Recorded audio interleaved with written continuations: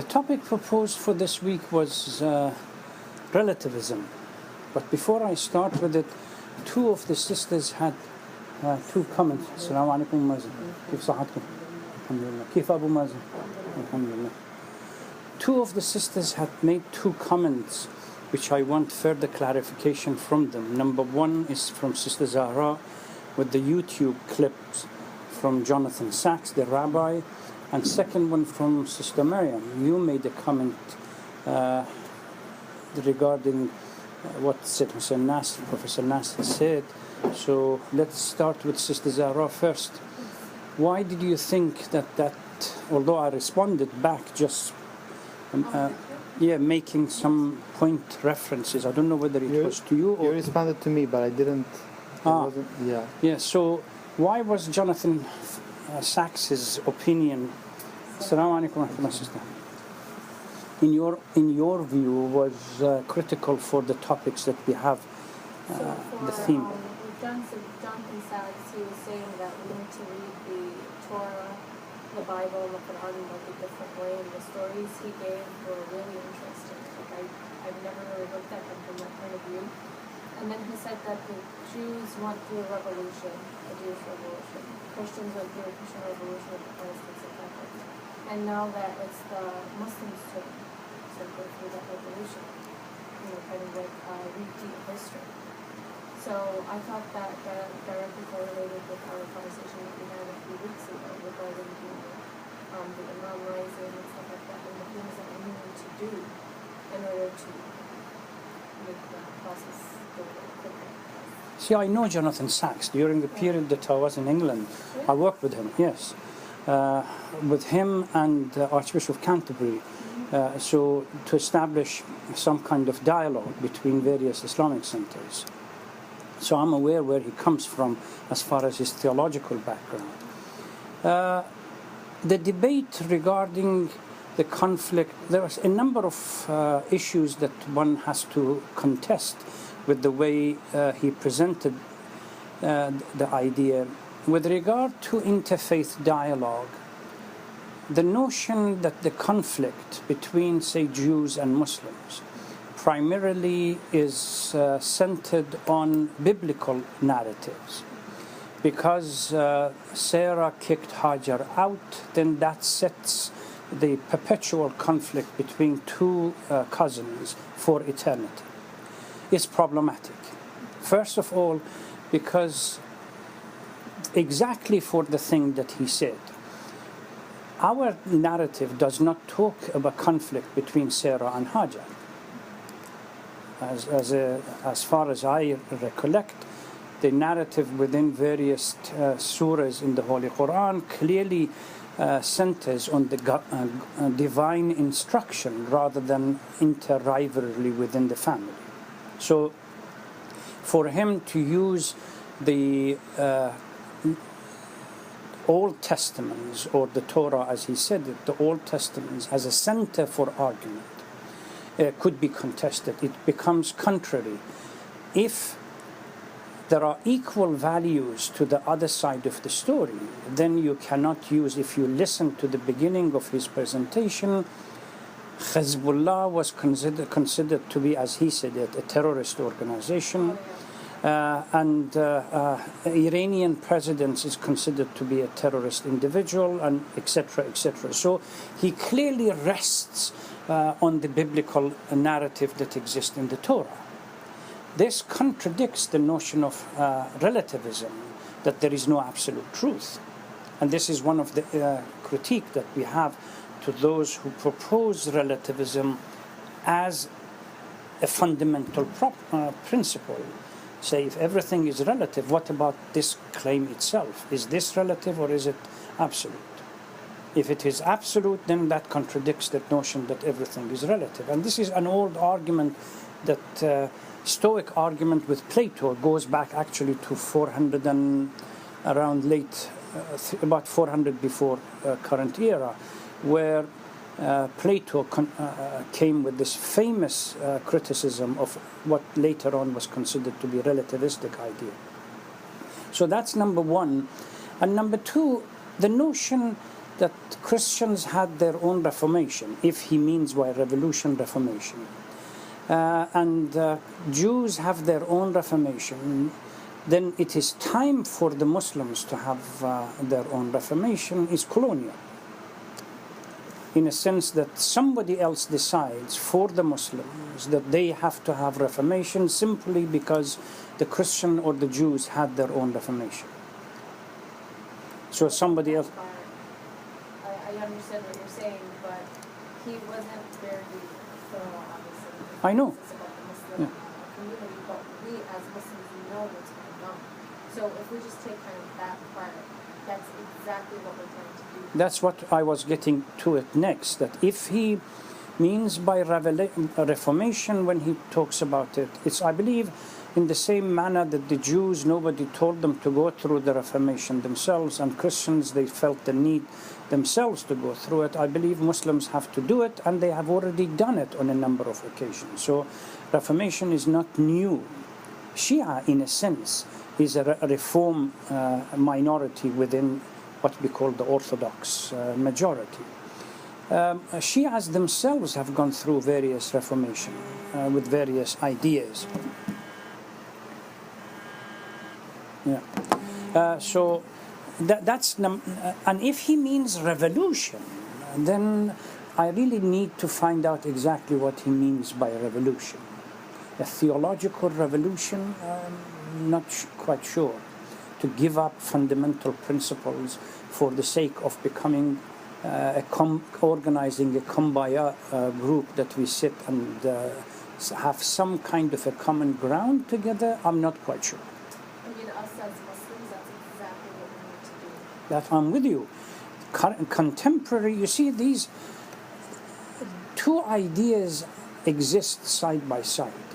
When we were talking about intidar and waiting for the Imam to come back, I said a passive argument that says do nothing. The hadith says or states that when the earth is filled with injustice, then Allah subhanahu wa ta'ala is going to send the Imam. So why should we do anything? The quicker injustice fills the earth, then the sooner the Imam will come back. That's one interpretation, which we call it the passive interpretation. We don't need to do anything. The more active synthesis of the hadith is that no, because Imam has to come where there is at least a foundation of a structure for him to lead, then it is our obligation to create that foundation. So you see that if we put these two ideas on a continuum, they stand opposite sides of each other. One says don't do anything, and if we do, we are prolonging it by implication. The other one says it's being prolonged because we are not doing anything. These are two views.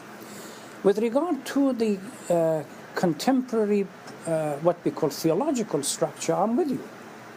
That we certainly need a reform, or at least a revival. For the leaders to be challenged, the authority to be challenged, to become more active, etc., etc. But who's going to do it?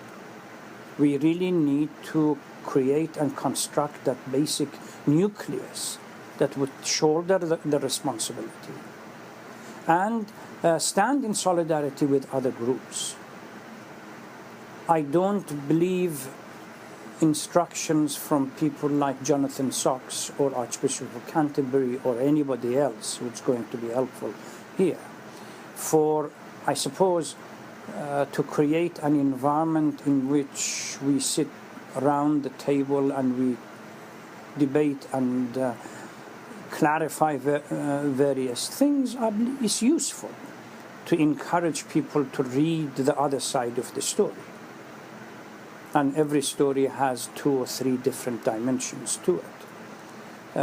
But for him to center himself purely on Old Testament, which is a constructed category by itself, there was no Old Testament after the destruction of the temple.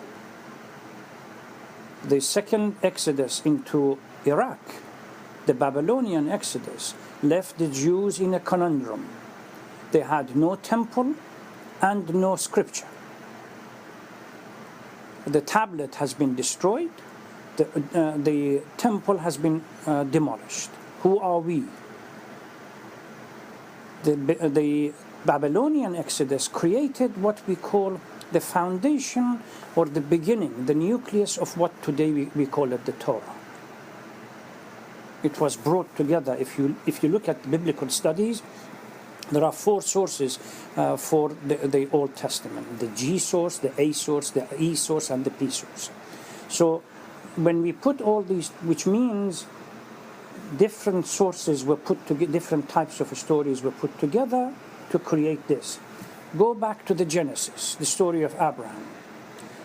God commanded Abraham to slaughter his first child, Isaac. Hang on a minute. 12 years before him, he had a son. What happened to that son? So the rabbis had to do a gymnastic here. Well, under the tradition, the child of a slave woman is not considered to be your child, your first child. See, he centers himself on the narrative of the Old Testament, but he's become well known in the interfaith circle because he's calling to a degree, relatively speaking, to a degree for some kind of a compromise in the way we read the narratives. But the original idea should be challenged, that the conflict today has nothing to do with the historical narratives of the Bible or the Quran. Because if we accept that, then we become zombies. We have no authority whatsoever to change the destiny because it was written. It would exonerate Israelis and the Zionists for what they are doing. The injustice, the torture, everything else becomes irrelevant. It's historical events that my mother, my grandmother did not work with your grandmother. So it is problematic. I don't think we can use it. I certainly, when I looked at it, I certainly agree with some of the work that he does. That, by the way, scholars, when Sister Mariam talks about Nasr and others, they have talked about this. That we really need not to look whether we are Muslim or Christian or Jews or anybody else. There are various narratives, and we have to give respect to different types of narratives. But where does that take us as far as crisis of today? I accept, Quran says that if they were to act according to their own testament or to their own scripture, then Allah subhanahu wa ta'ala is going to reward them. لَكُلٍّ شَرَعَةً وَمِنْهَاجًا. Every community has its own way of looking at things. We really need to be watchful. So part of it could be useful when it comes to interfaith dialogue. But I don't need Jonathan Sacks to tell me that there is time to reform or within the Shia community. I can see it, the crisis that we have to deal with. Right, but I'm saying I never thought of that idea prior to seeing this video.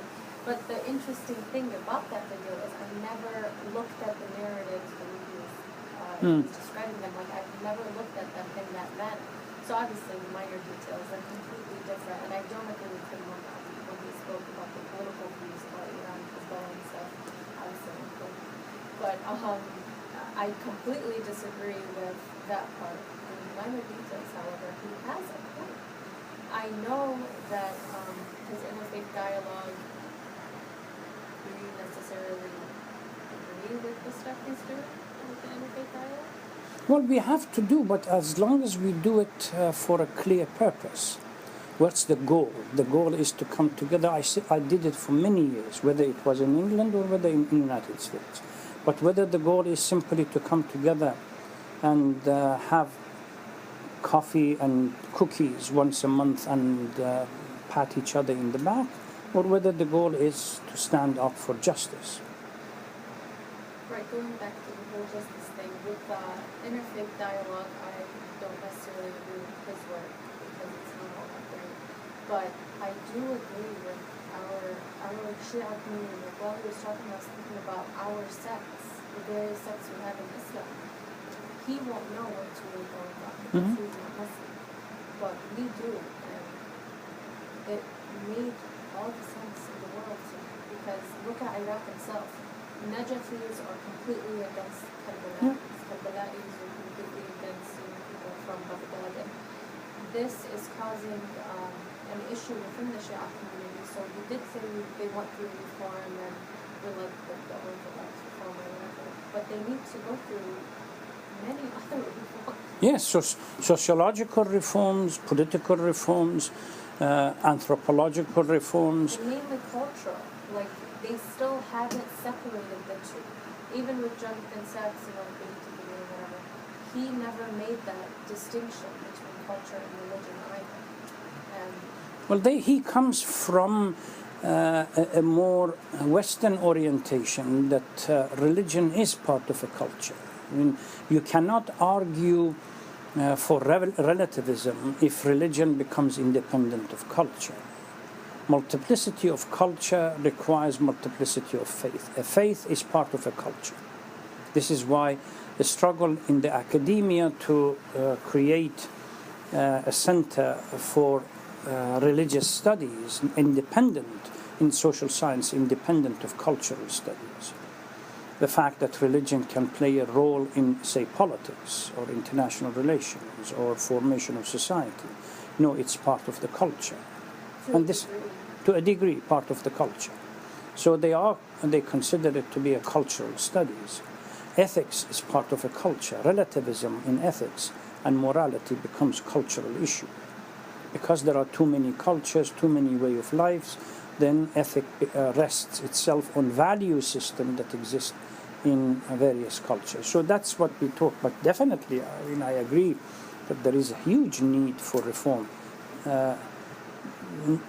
Most of, the Iraqi example that you gave is due to ignorance more than anything else. That ignorance and egocentrism, which comes together, dictates. I'm not prepared to work with Karbala because I'm from Najaf. I have to have, I have to have my own center.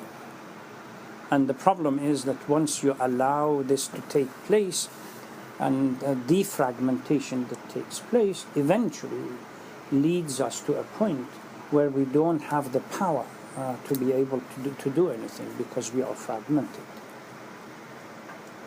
The collective power that we want, it doesn't exist. Since we don't have that central command that represents us, the Jewish community has similar kind of fragmentation, but there is a central command that reflects and works for the collective. We don't have it. Islamic Center in that part of Michigan, on say Michigan Avenue, does not work with this Islamic Center. This Islamic Center is independent of another Islamic Center, and so on and so forth. We'll have to work and see. Sister Mariam, can you explain your statement? About Salafi? Yeah. Okay. A question was posed as to whether or not one should study. Is this the recent presentation that he had in Ann Arbor? Okay. The following day at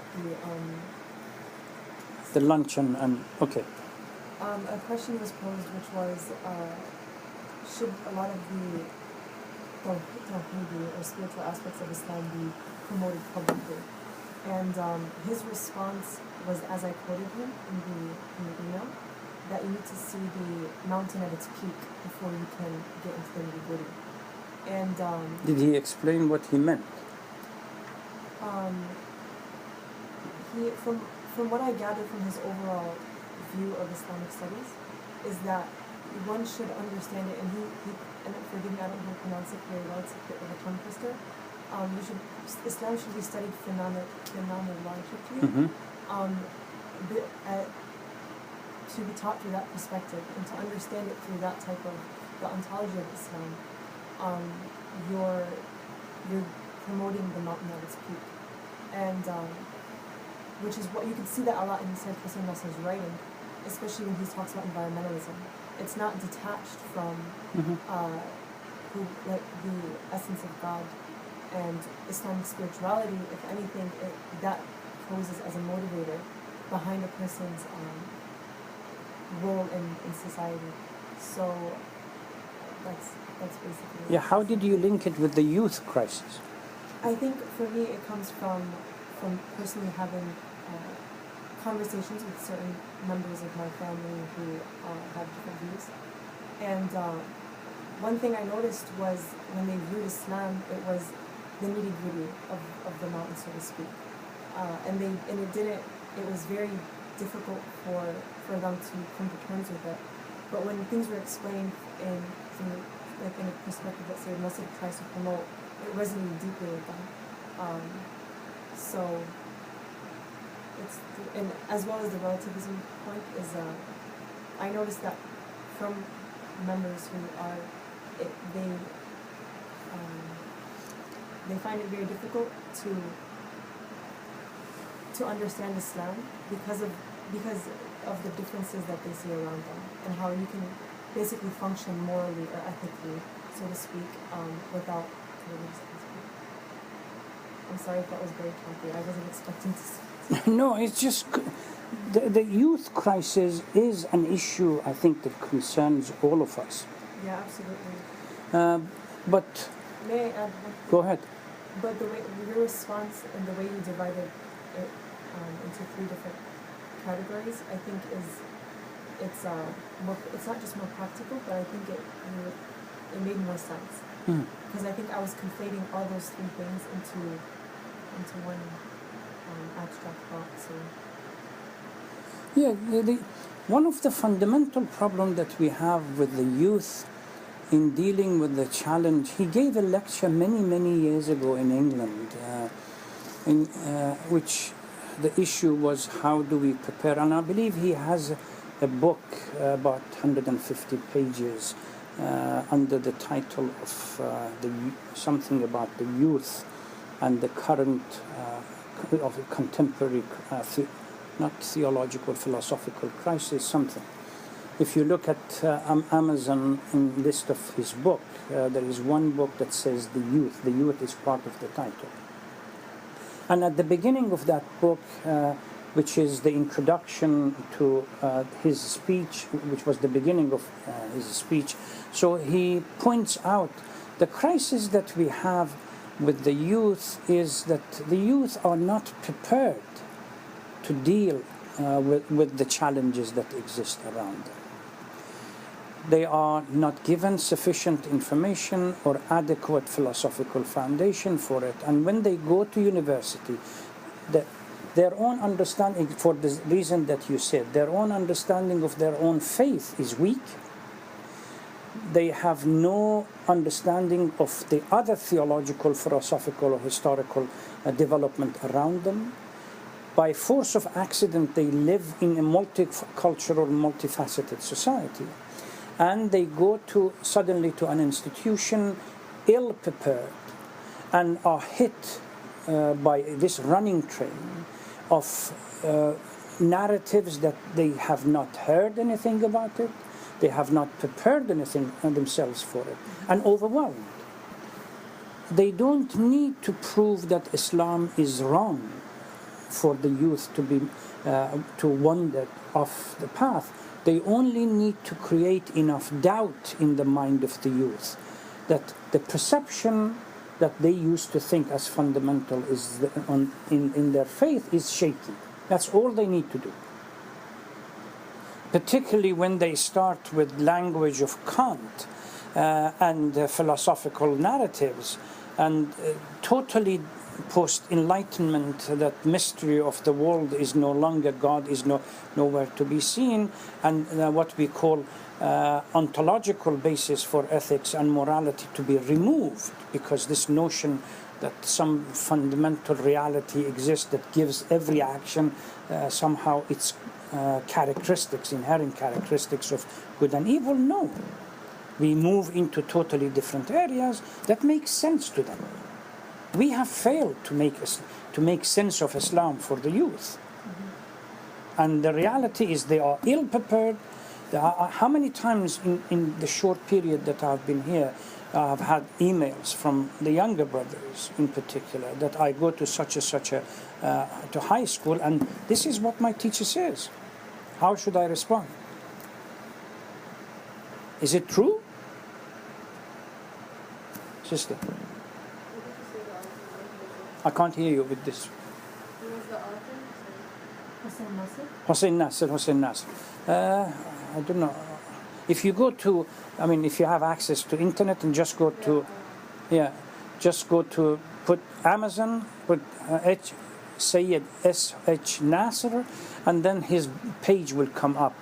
The Youth Guide to Contemporary World Issue or something. So that's the that focus on the youth and how much the youth should know and on the philosophical and theological issues. That literally, on the one hand, is historical comparison, comparative study of history, how much Islam influenced the scientific development and philosophical development in the West, but particularly when he moves into contemporary issues and their historical backgrounds. Where do they start?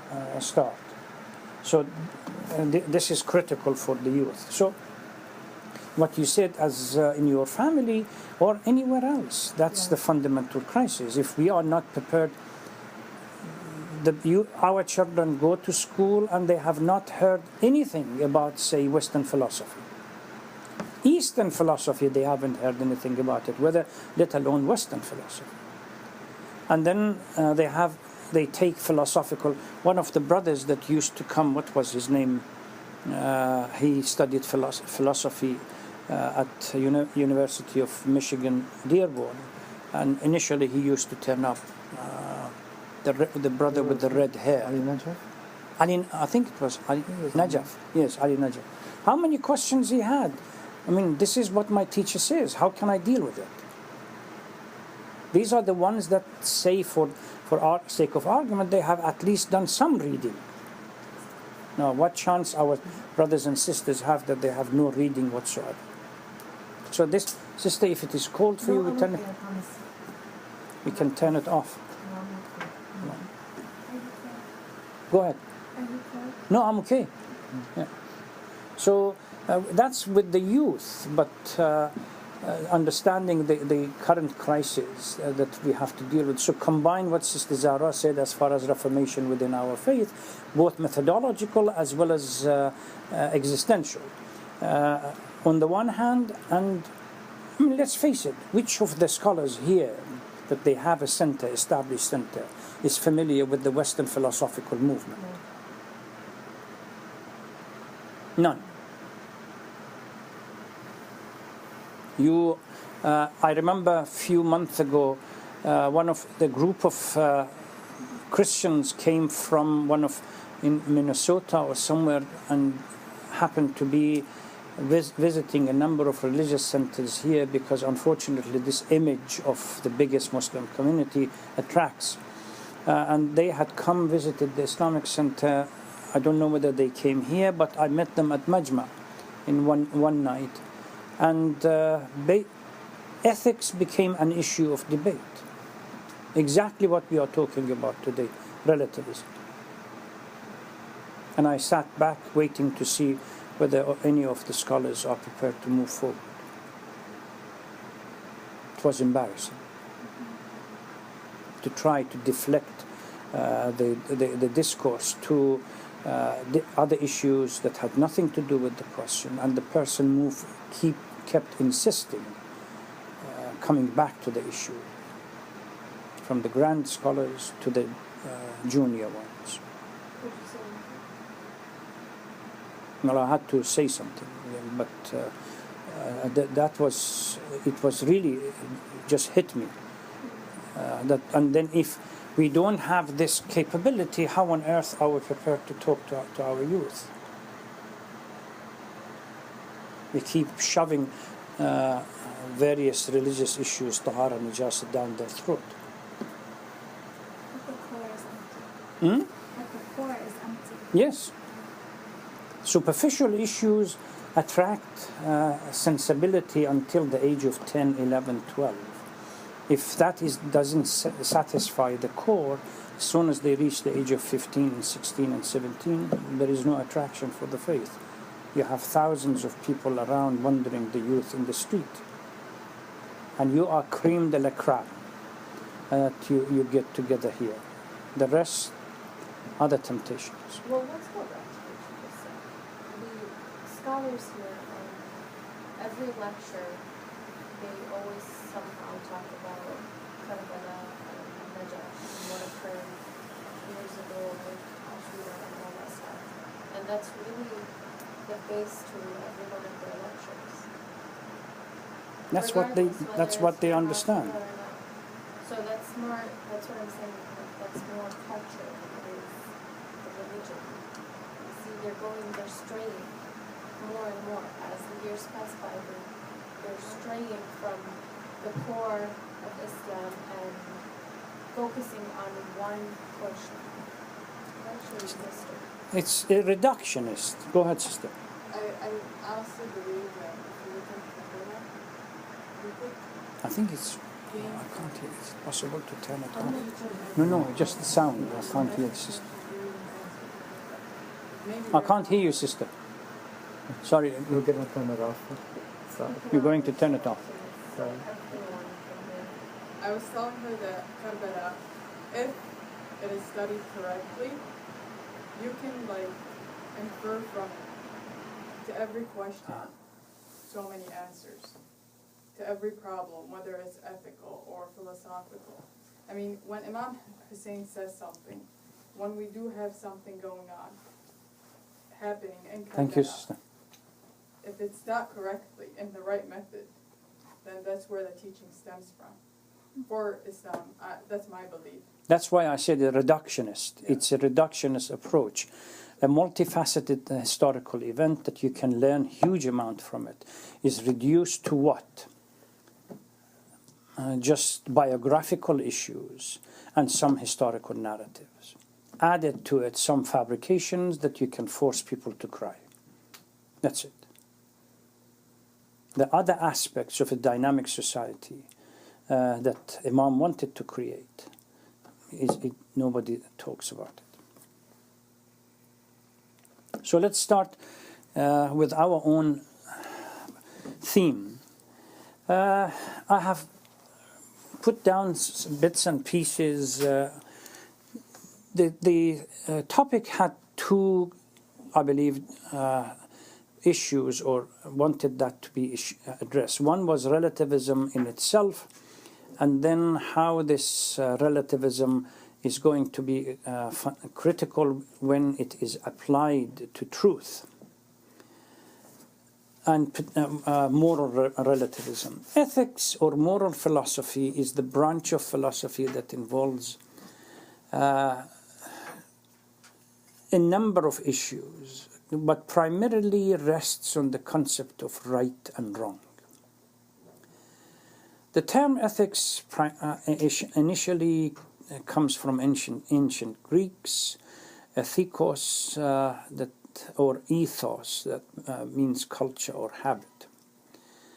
Ethics investigates the question of what is best way for people to live and what action are right or wrong in particular circumstances.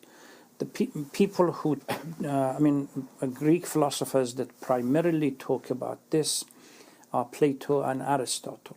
The concept of goodness in a society, particularly Aristotle, has a section on practical ethics that discusses this.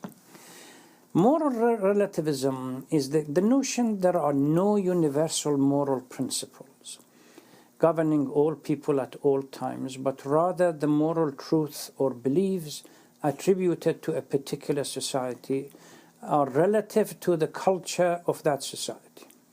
So if we talk about Arab culture in general, then there are something unique to Arab cultures. If we talk to the Persian cultures, that's something unique to them. Under the nationhood state, then one could even break this down. It's a Lebanese culture or Iraqi culture or Iranian culture or Afghani culture, etc., etc. So if the moral belief murdering is wrong is held by society X, this can be understood to mean murder is only wrong according to the moral code of a society X. It is not the case that there is one set of absolute truth and that the moral code of a society are determined by this. The branch in moral ethic or in ethical philosophy that claims this is the ontological ethics that we discuss later, inshallah. But as soon as we talk about relative, means everything is classic to that particular culture.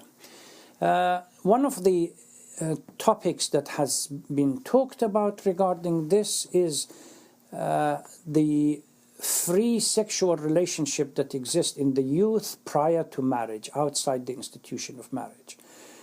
The West counters it. This says it's cultural norm, and they will not accept condemnation. As Muslims condemn it because it's a totally different cultural behavior. Reduction into part of a culture. So murder is only wrong according to the moral code of society X. And by the way, this can be extended to other forms.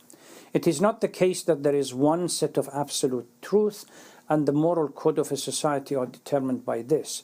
Rather, that the moral codes of a society define the moral truth believed by that society.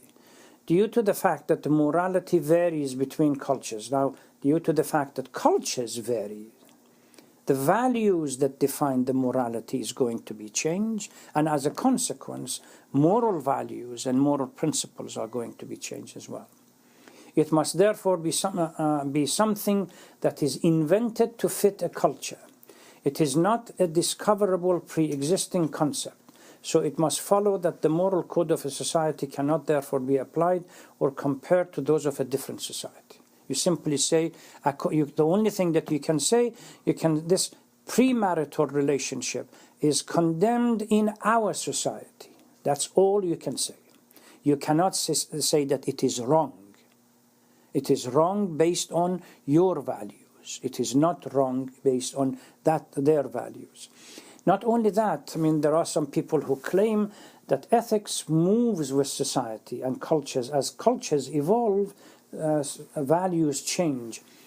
The same society may have had this idea that this kind of relationship is not acceptable in the 1930s when their culture was totally different. Post-hippie movement and freedom and so on, now it's totally permissible. Sister Zahra, you seem to have a question.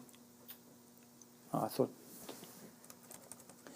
The word relativism first appeared in what we call contemporary period in 1859 in the writing of Scottish philosopher Sir William Hamilton. It probably entered English via German relativismus, which was being used by followers of massively influential German philosopher Immanuel Kant, lived between 1724 to 1804. If we go back, and I believe I alluded to that, Sister Mariam, when I said that relativism is not a new issue. You can go back to try to chase it or trace it to the early Greek philosophy. More interesting than the origin of the word relativism is the fact that the idea goes back long before the big brains of the 18th and 19th centuries. The scholars generally agree that the first relativist was the ancient Greek philosopher Protagoras, approximately 490 to 421 before contemporary era or before Christ. He was a sophist and teacher of grammar, literature and philosophy. People would pay him huge fees because it was said that he could argue any side of a case. And if he wanted, he could even make the weak argument sound the strongest argument. His motto was, the measure of truth is the viewpoint of man himself. This becomes the central issue in post-enlightenment. Man becomes the central issue. And he or she can judge the truth value and the principle value. As soon as you reduce everything to a matter of opinion and an individual, you are talking about relativism. Because in one society, people could differ.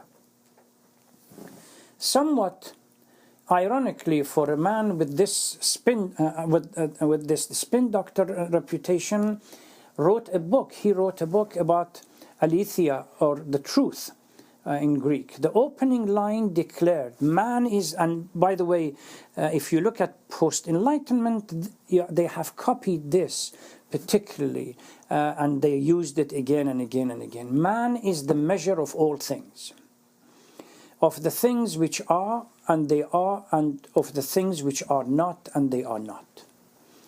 His provocative point was that the truth and falsehood are determined not by things outside of a person, but from a person's own perspective. The measure of truth is the viewpoint of a man himself. As he later says, things are for every man what they seem to him to be. So you become the center, or the criteria by which you judge if the base for ethics becomes what is good and what is bad. You are the one that makes that decision, not some unique concept outside of this individual that determines an intrinsic nature of goodness or badness in the action. The first person that challenged him was Plato, and he proved the fallacy in the argument. And he says, perhaps, his argument, Plato provided a devastating critique of this man's idea that man is the measure of all things. If everything is relative to a man's perspective, argued Plato, that must also apply to this idea that truth is relative. If so, his view is just an opinion and so not worth worrying much about. But if this man really thinks it is true that things are only true according to a person's perspective, then that would mean this idea is actually false.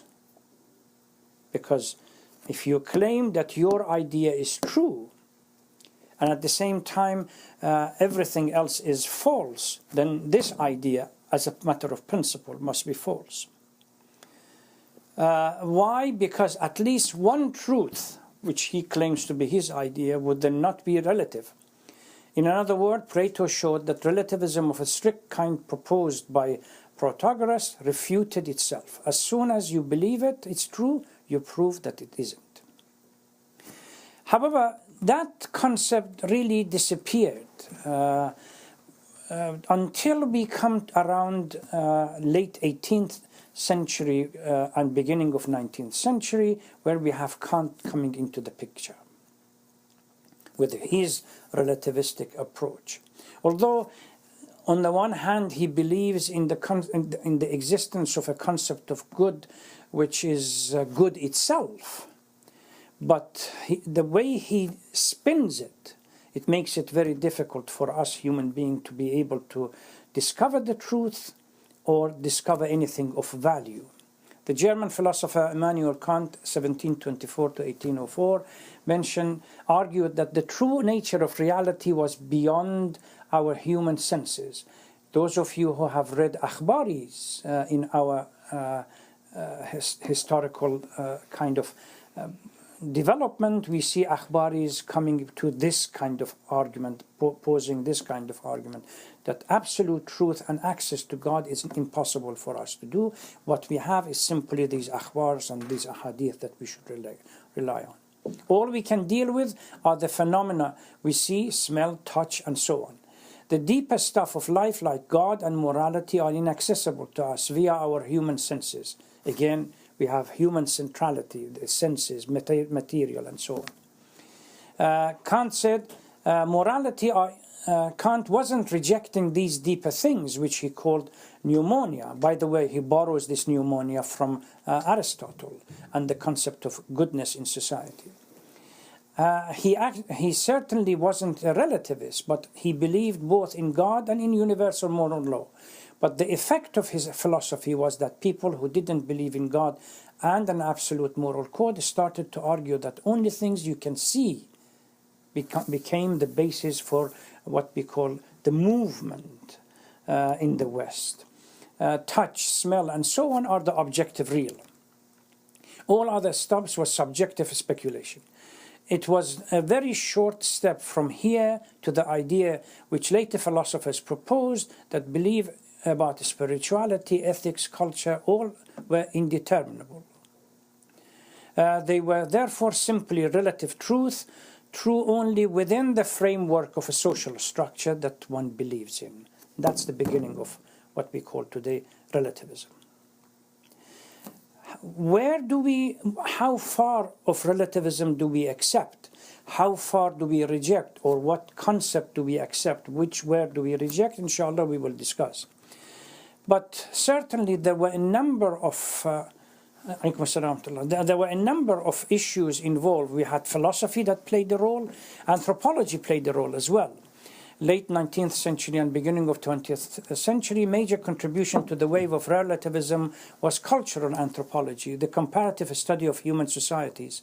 Early anthropologists studying... Are we late? Oh, Not at all. oh, sorry. For a moment I thought I've gone way over. Early anthropologists studying, say, Indian or South Pacific communities assumed that Western culture was superior to all others. And by the way, you see this in the Western philosophers and others, that Christianity defined itself as the best and others become inferior. This assumption began to be challenged, however, by a new breed of anthropologists, including German-born Franz Boas, which is 1858 to 1942, and American Ruth Benedict, 1887 to 1948. Margaret Mead, and a number of others. These anthropologists insisted that no one from one culture has the right to critique another culture. Now we're beginning to move into relativism in earnest. In another culture, British ways are only truth within British culture and have no relevance for assessing the culture of, say, Native Americans that was studied by Benedicts, or Samoans that was studied by Meads. In 1947, as the United Nations, now you're beginning to move into political implication of this relativist theory. As United Nations was developing the Universal Declaration of Human Rights, the American Anthropological Association issued a statement challenging the whole project, arguing that moral values are relative to individual cultures and should not be thought to apply universally.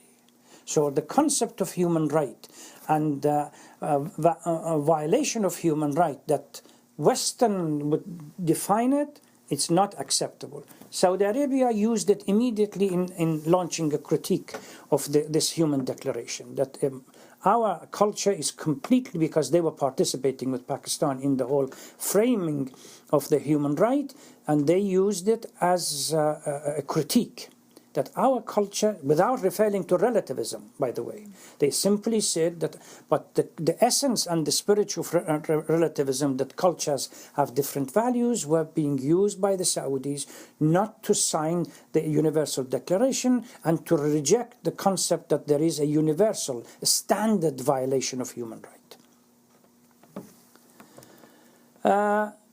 There was astonishing, given that United Nations discussion were inspired in part by the shocking treatment of Jews and so on.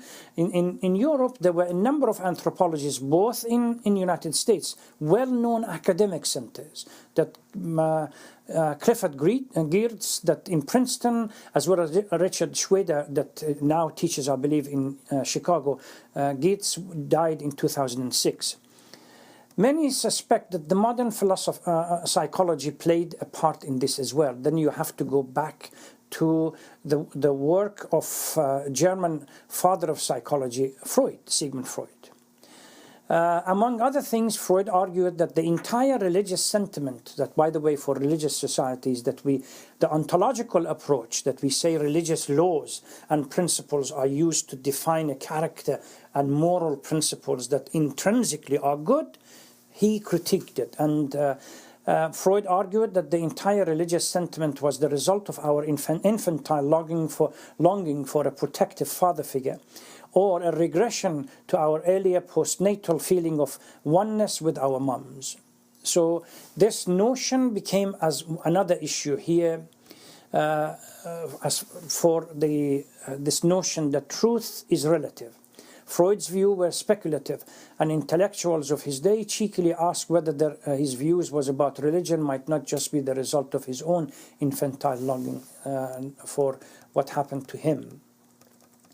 If we look at etymology of this relativism, we certainly live for a long period of time in which one principle dictated to us what was right and what was wrong outside of human nature, whether it was revelation, culture, ways of lives, etc., etc.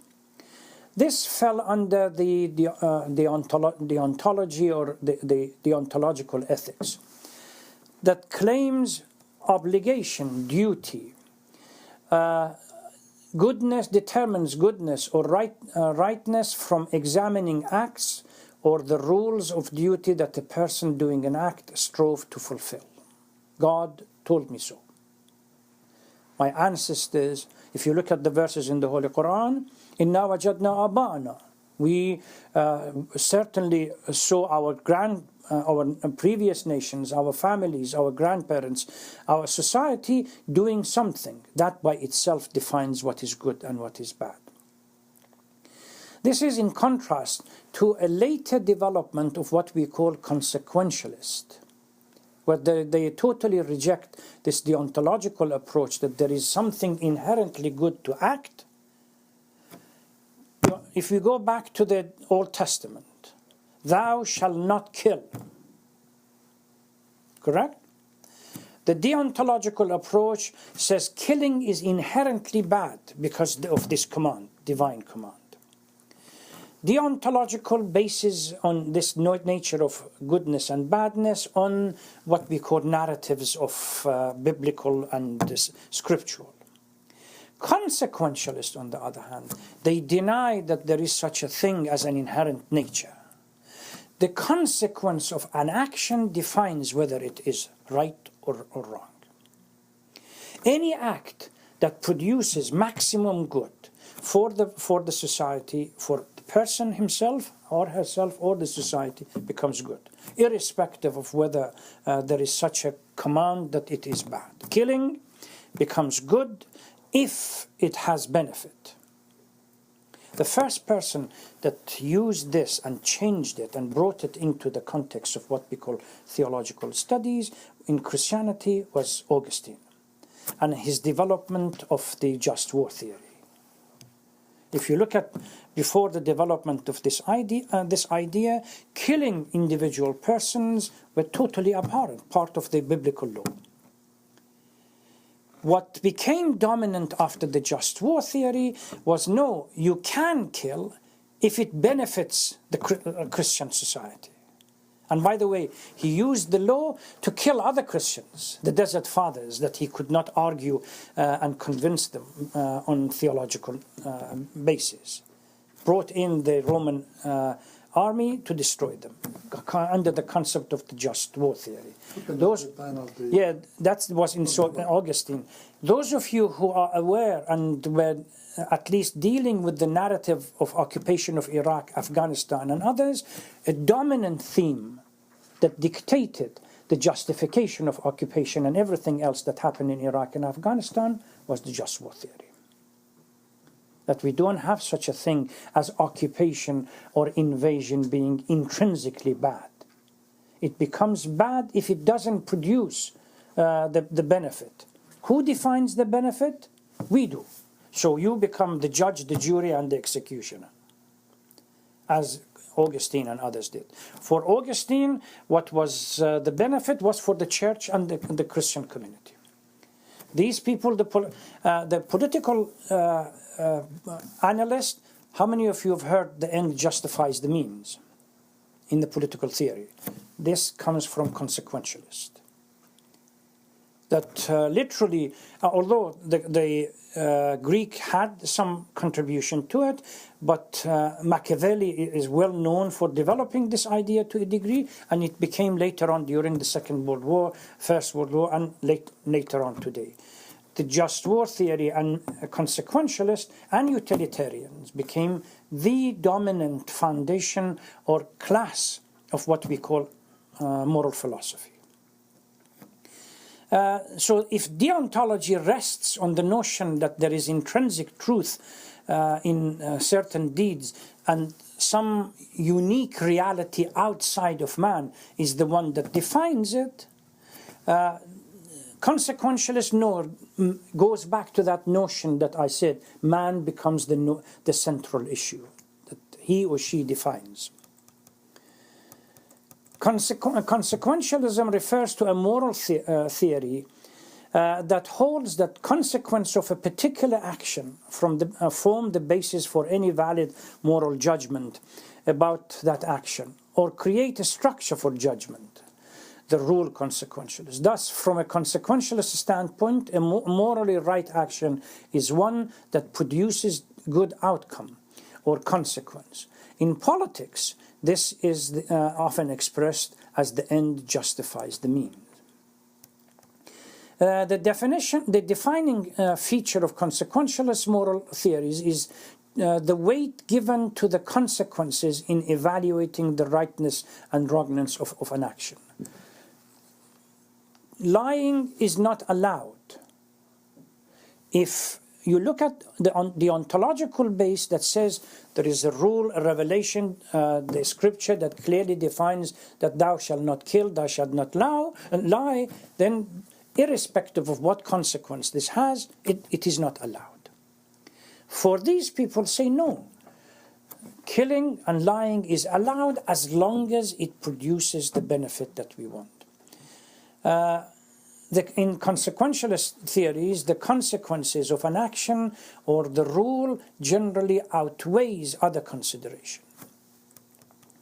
Then obviously the debate is who sort of what kind of consequences count as good consequences, who's the primary beneficiary of this moral action, how these consequences are judged, etc., etc. These are the debate in moral theory and moral philosophy, particularly when the professors of ethics, what you saw, Sister Zahra, in that clip about Jonathan Sacks, on that he was presenting it as a concept of ethics. If you break it down, it comes down into as a consequentialist. That there is no such thing as an absolute right or wrong.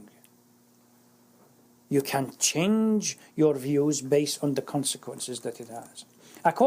Now, utilitarian, a good action is one that results in an increase in a positive effect. Utilitarianism is part of the consequentialist. And the best action is the one that results in the effect for the greatest number. Just war theory falls under this category.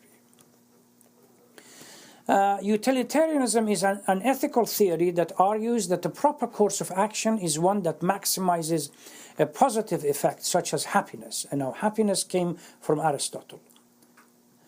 Or welfare. The first person that talks about this, John Stuart Mill, the British philosopher. They became and Jeremy Bentham, the proponent of this.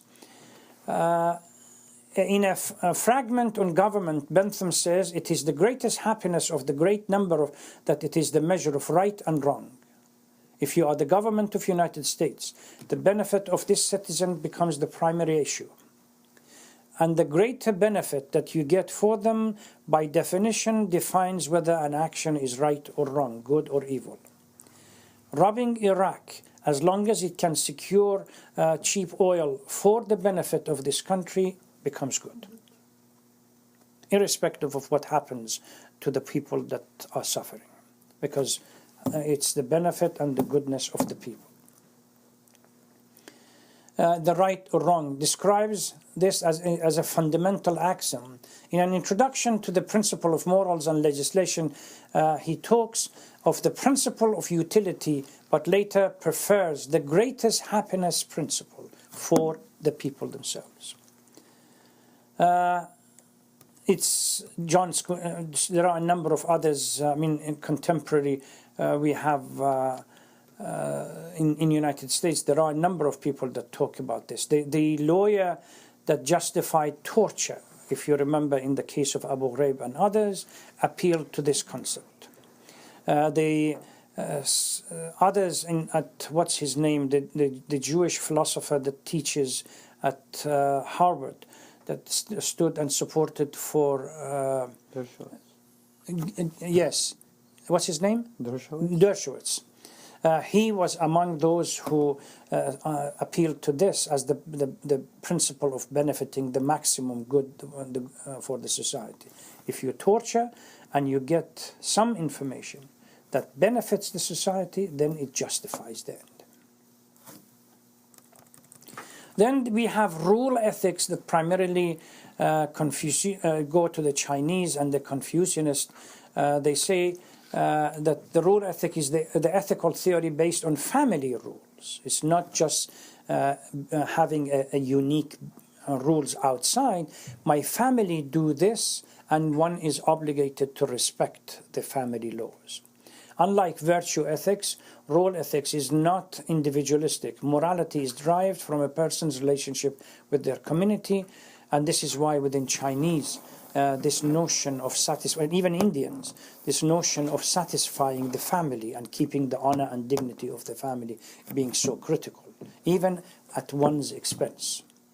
It's because of that ethical responsibility.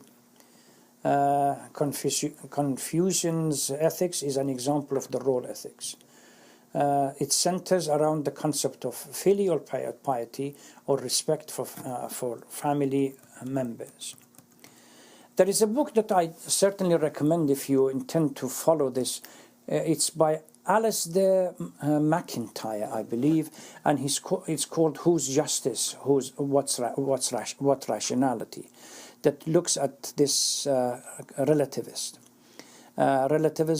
and proposes a number of ways of getting out of it, particularly not on the. We discuss this, inshallah, next week, where it becomes problematic in the ontological field rather than in an epistemological field. In epistemology, we can accept that degree of, well, your source of knowledge for you is that, the source of knowledge for me is this. But once we move to a fundamental issue of ontology, the worldview, then it becomes problematic if we adhere to relativism. Let's leave it here, inshallah. We deal with it next week. Any questions? Sister Zahra, you are very quiet. I was just listening. Okay. I'll probably have questions next week. You can send by email or... I will. Okay. But if you have a chance, he's got 2 books, it's Alistair McIntyre, both on justice, relativist, and the concept of morality. But in the second book, Whose Justice, really looks at concept of justice from a relativist point of view and how we can overcome this, what would be the approach we should take. It has a theological implication. Sheikh, does it take away from our topic to talk about the Euthyphro story when the issue is something good? Or does God say something is good because it's good, or is something good because God says it is good? Well, this is the debate in Kalam, in Islamic theology. The debate is there such a thing, an inherent goodness in the act itself, and then God instructs because it's good, or is it something that it becomes good because God says it is good? Otherwise, it can be. The Ash'ara, those who in the Islamic theological debate. They didn't believe in the concept that there is such a thing as inherent goodness or evil in the nature of act. They said if God does it, if God punishes the mu'min, it's good, because there is no such thing as evil in the act itself. If God rewards the sinner, it's good, because God has done it. Others, Mu'tazila as well as the Shias, they say no, there are certain things that are inherently evil. So even God is not going to do it, not because it cannot do, no, it's not going to do it because it is not good. So this debate existed in the early history of Islam, particularly in between Ash'ara, Mu'tazila, and then Shia Kalam came in. I'll try to see if I can look at that, inshallah. Well, I'm sorry, back to the issue of Christianity, the Christians killing even other Christians. It really took place at the time when the Muslims occupied Spain and that area. And the Crusaders, saying to the Christians who are non-Catholic, you say, well, either you become a Catholic or we're going to kill you. Am I wrong, Maulana? Well, the notion of the killing of Muslims as infidels, the just war theory was used by Augustine and a number of popes in Catholic hierarchy against killing of themselves, let alone the Muslims. So just war theory describes, there are a couple of good books on this, describes how the benefit of, say, the church trumps everything else. Mm-hmm. The Pope at that time, they were really searching for wealth. They wanted to build a number of churches and monasteries, etc., and they were searching for money.